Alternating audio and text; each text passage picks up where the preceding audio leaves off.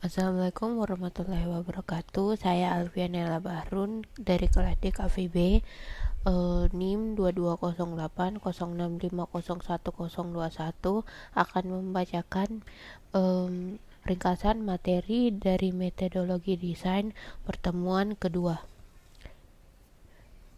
Metodologi desain adalah pendekatan sistematis untuk merancang dan mengembangkan produk atau solusi yang efektif dan berfungsi dengan baik.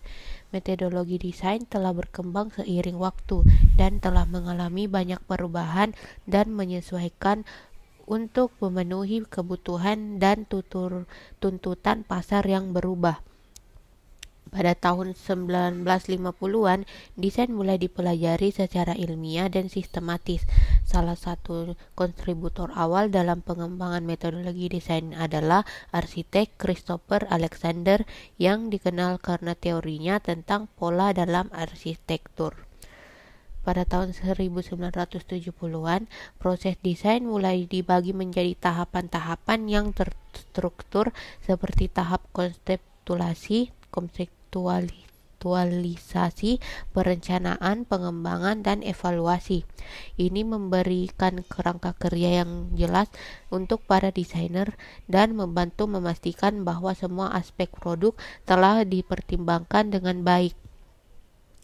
Asal-usul munculnya metode desain baru di tahun 1950-an dan 60-an, terletak pada penerapan novel.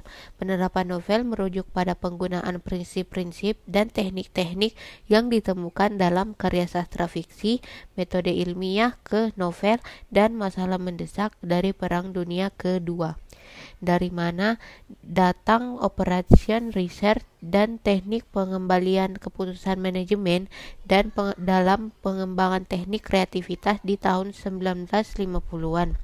Kemunculan metode desain baru pada tahun 1950-an dan 1960-an disebabkan oleh beberapa faktor yang mempengaruhi kemunculannya, yakni pertama, metode desain baru pada waktu itu dipengaruhi oleh penerapan novel, metode ilmiah ke novel, dan masalah-masalah mendesak yang muncul akibat Perang Dunia Kedua. Saat itu teknologi semakin berkembang pesat dan perusahaan-perusahaan membutuhkan cara yang lebih efisien untuk memecahkan masalah bisnis dan teknologi mereka.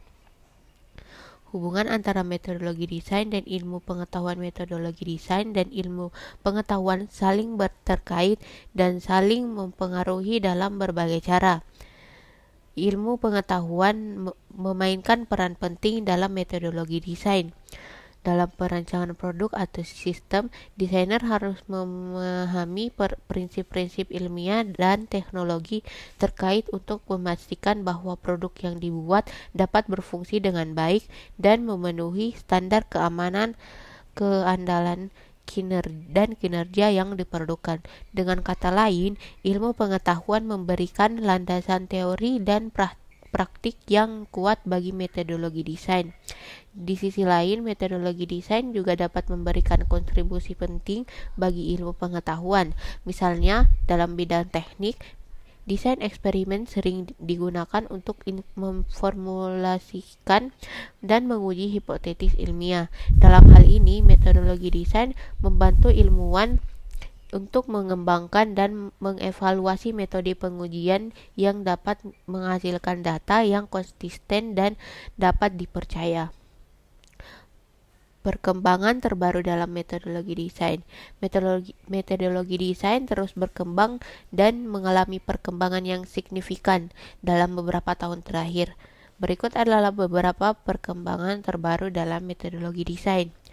Pertama, desain berbasis data atau data-driven design adalah pendekatan desain yang menggunakan analisis data untuk mengidentifikasi kebutuhan pengguna dan memperbaiki pengalaman mereka.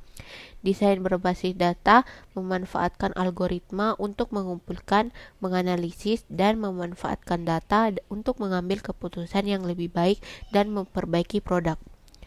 Kedua, desain berbasis sistem. Desain berbasis sistem atau system-based design merupakan pendekatan yang mempertimbangkan interaksi antara elemen sistem yang berbeda dan pengaruhnya terhadap kinerja sistem secara keseluruhan.